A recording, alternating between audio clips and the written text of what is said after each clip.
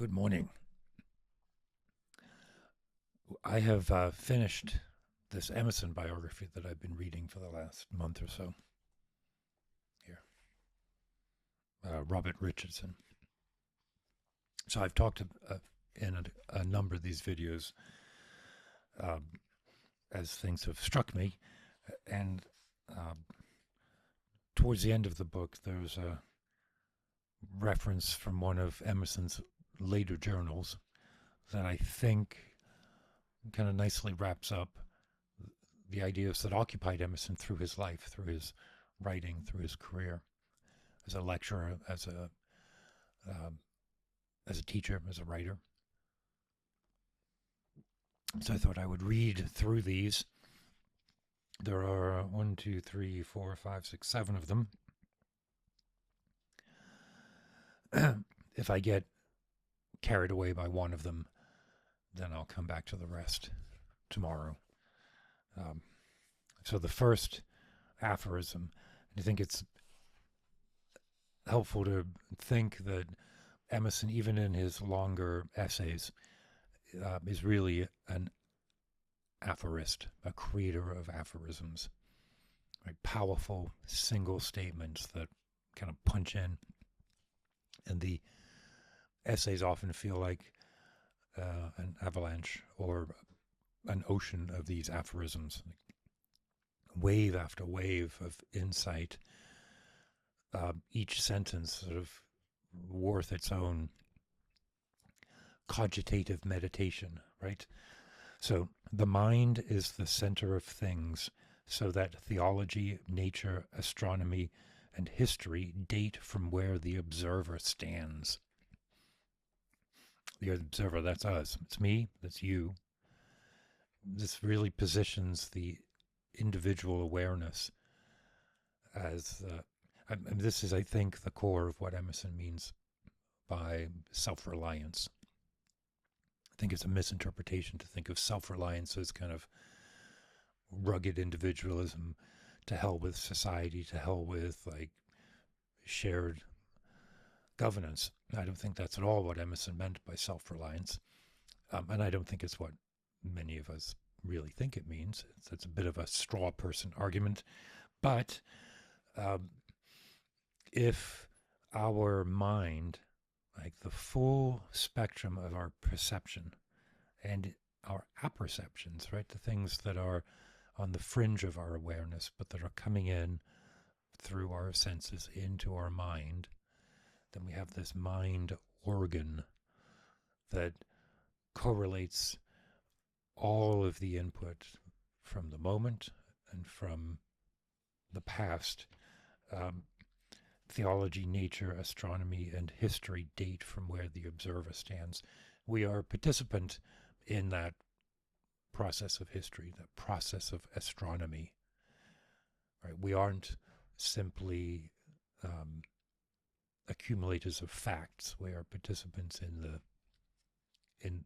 the experience, and the study of these things shapes not just our own understanding, but through our interpretation of it shapes the subject itself, right? I mean, I don't want to overstate what I'm saying here about Emerson's relativism, but this idea of reliance on the understanding of the self.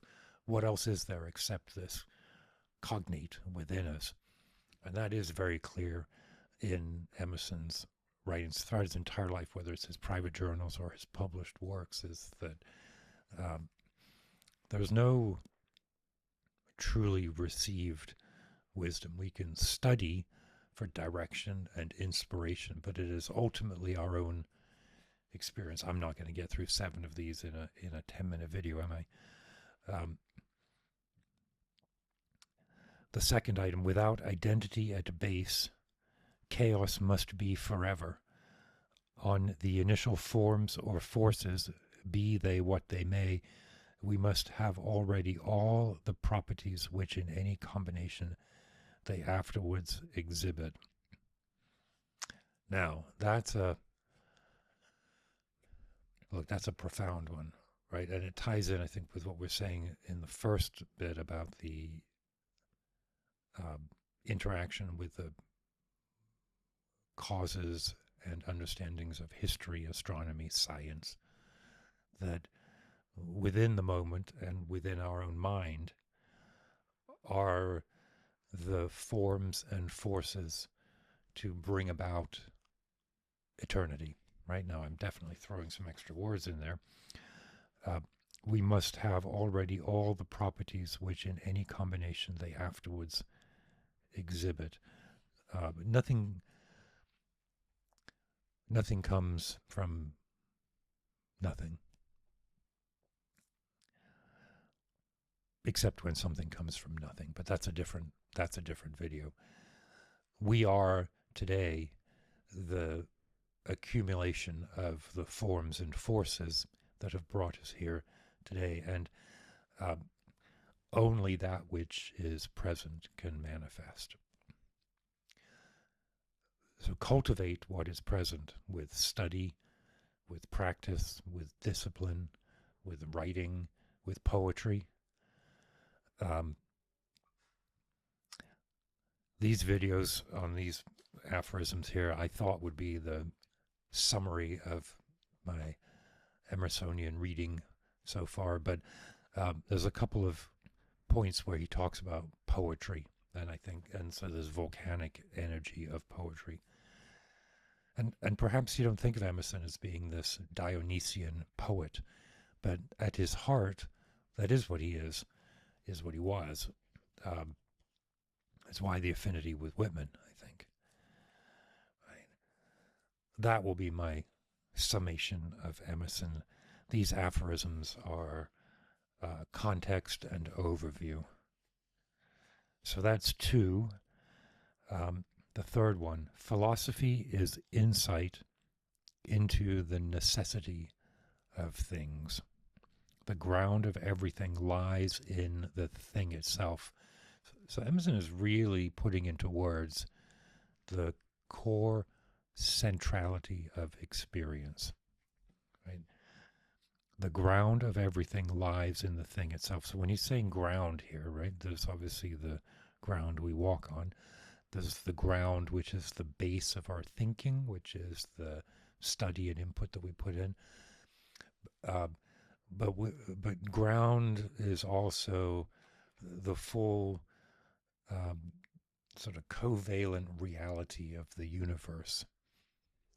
In Buddhism, in my practice, that ground is loving kindness and compassion, right? That the upwelling of authentic being, free from obscuration, free from manipulation, free from our own sort of idiosyncratic mind input, that base is compassion and loving kindness.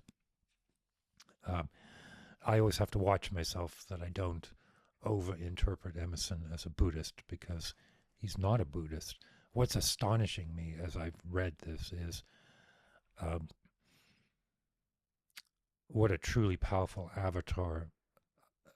I'm going to use the word shaman, but I recognize that that's a catchword that's not particularly meaningful. But he's someone who explored into the realm of spirit and the realm of creation, and then returned back with these aphorisms.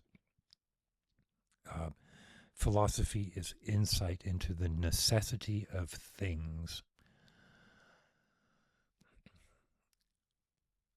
Does he mean here that you need things? No, I don't think so. When he says the necessity of things, he means sort of this